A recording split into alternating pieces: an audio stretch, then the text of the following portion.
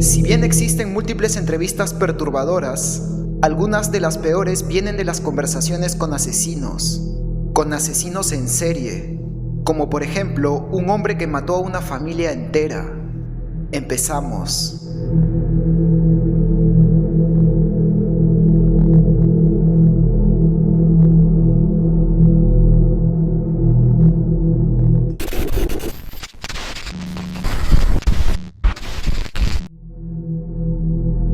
Responsable de matar a 5 mujeres a la corta edad de 21 años, Bernard Giles fue afortunadamente capturado en 1974. Más recientemente, Bernard fue entrevistado por el locutor Piers Morgan. That day that you went out, when you did kill for the first time, was that a morning when you woke up and you were with your wife and daughter and something hit you and you went, no, today may be the day? Every day may be the day. Every day? Every day may be the day. Do you know the name of your first victim? No, sir. Not now. Nancy Jerry. Did you know anything about her life? I found out later. She was a singer in a bar. That was it. Tell me what happened. We picked her up in Titusville. There's a wooded area, and I pulled off the road. What did she look like? A little shorter than me, fairly well built, pretty but not particularly pretty, brown hair. That's about it. And at what point did she realize that you were going to harm her?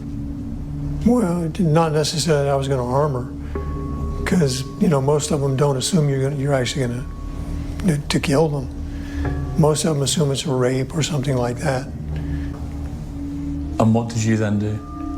I told her to get out of the car, and that's when she became afraid. Up to that point, I assumed that she thought it was just going to be a rape. I walked her over in front of a tree, and then I shot her. Just like that? Yes, sir. And what were you feeling as you did that?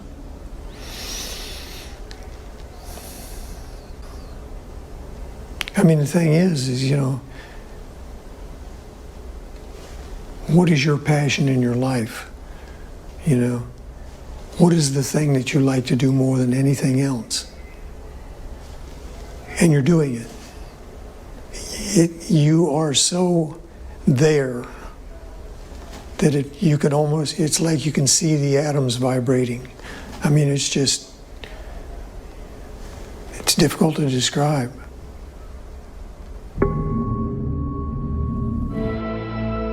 Soon after the killings, his wife and daughter left the trailer park and moved out of the state. He would never see them again. You lost a wife, you lost your daughter. I lost everything. You lost everything, yeah. And do you know what happened to your daughter? Have you ever heard from her? No, sir. How does that make you feel? What can you do with that? We had a picture there. Yep. What do you feel when you see your daughter? I don't know exactly. When you look at your own daughter, that age, smiling, innocent, happy, what do you feel about the young women you killed? I don't put those together. I mean, what would you feel about a man who snatched your daughter and terrorized and raped and killed her? I certainly wouldn't appreciate it. That's it? That's how you'd feel? Like I said, I certainly wouldn't appreciate it.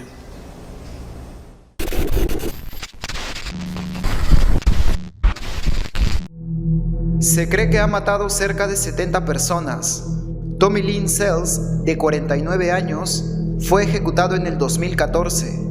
Pero antes, el 18 de noviembre de 1987, él asesinó brutalmente a la familia Dardine. Tommy primero sometió al padre, Russell, de 29 años. Luego le cortó el pene y le disparó hasta la muerte. Luego de eso, mató a golpes con un bate de béisbol a la esposa de Russell, Elaine, de 30 años, y a su hijo Peter, de tan solo 2 años de edad. Elaine estaba embarazada de 7 meses y fue tan brutalmente golpeada que entró en trabajo de parto y dio luz a una niña. No satisfecho con lo que ya había ocasionado, Tommy también golpeó a la recién nacida con el bate de béisbol hasta la muerte.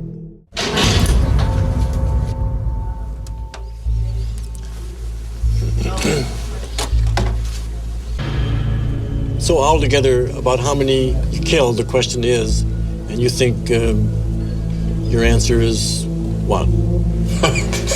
See, you're trying to sew me up in a wow. I don't know. You know, do the math. A couple, 3 year, 4 year, for 20 years. What does that add up to? 50 to 70. I'll go with that. Okay. Probably more. Some of the people you killed, they could be men, they could be women, they could be kids. It was like an equal opportunity. I didn't form a pattern as most. Yeah, it was like anybody was fair game. It did not matter. Blood is blood. It didn't matter man, woman, child. Yeah, no more thrill to kill the mayor of the town than the homeless guy on the street. No. Quite a few times, not all the times, but quite a few times, it was a mother and a kid. And I have an answer for that. Okay. And I thought hard about that because it's been like smacked up inside my head a time or two. I know what I went through as a child. The nightmares, the drama, the reality of who I was and what was done to me. I never wanted that to happen to another person. I had something against that person. And there was another person there that witnessed it. I didn't want them to carry that on their shoulder the rest of their life. Does that make sense? Yeah, you're putting out of the misery they would have had if they had to live through all that. That's the best I can answer it. In one case, Sells murdered an entire family, bludgeoning a pregnant woman, her 3-year-old, and her unborn baby to death. It's the sensation of the blood. It's the sensation tying that scarf around your neck and just watching your eyes. It's the sensation seeing that skin pull apart. It's sensation sticking that knife in and just pulling and knowing it's sharp enough just go all the way up. Was there anything different the first time when you killed a person? Was there a different rush, a different feeling? That first one, I can still see it in slow motion. And each one after that became more... Speeded up? More routine. I can't find the dragon I'm chasing no more. Yeah. I can't find that rush, that same release of anger I felt that first time. So there was a release of anger? Oh, without a doubt. It's like busted a piece of glass and there's just little shivers all up in there. Sells seemed to feed off his own anger, of which there was no shortage. He became addicted to the release of this anger, which occurred through violent means. Paradoxically for Sells, evil for him was other people. Today, I might say, you know, Tommy, Dr. Stone, he's okay.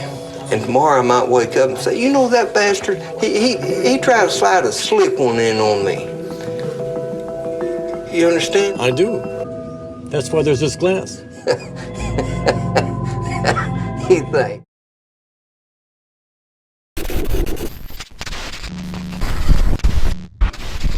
Bueno, en realidad, Diane Down no es una asesina serial, pero eso no se debe a falta de voluntad.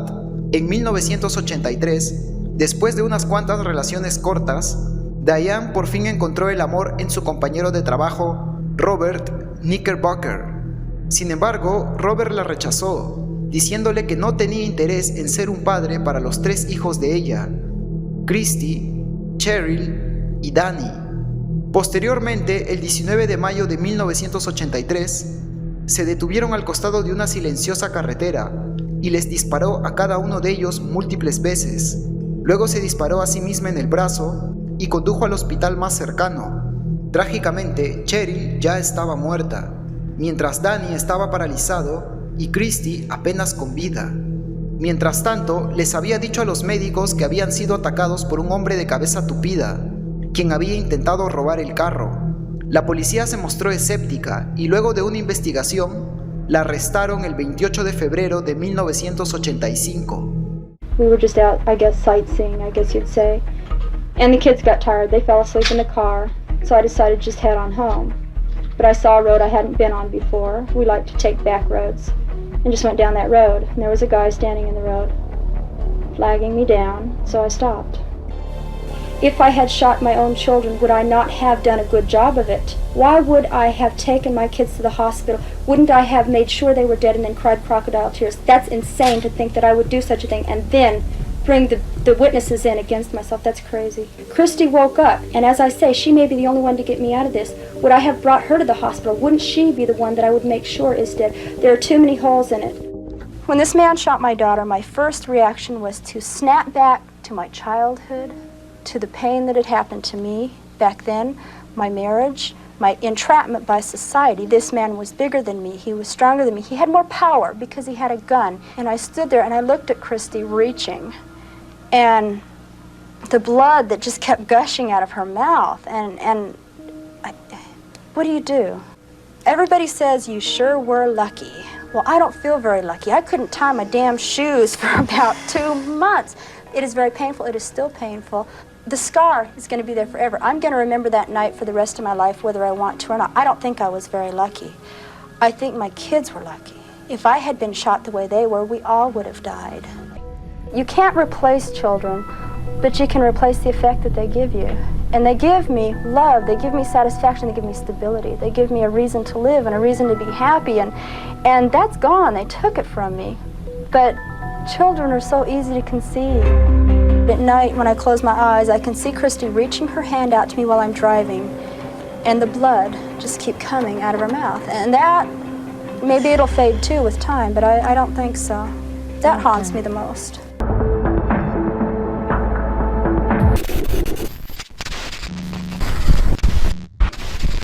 Quizá este sea el asesino serial más infame de todos los tiempos.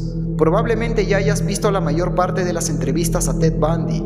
Sin embargo, hay una grabación muy rara e inquietante que posiblemente no hayas escuchado. En dicha grabación, Bundy describe el asesinato de Georgianne Hawkins, una estudiante de 18 años de edad. I was moving up the alley using a briefcase and some crutches, and a young woman walked down, and about halfway down the block I encountered her and asked her to help me carry the briefcase, which she did, and we walked back up the alley. Basically, when we reached the car, what happened was I knocked her unconscious with the crowbar, and I handcuffed her and put her in the passenger side of the car, and drove away. One of the things that makes it among the things that makes it difficult is that at this point she was quite lucid, talking about things. It's funny, it's not funny, but it's odd, the kinds of things people say under those circumstances. She had a Spanish test the next day, and she thought that I had taken her to help tutor me for a Spanish test. It's kind of odd.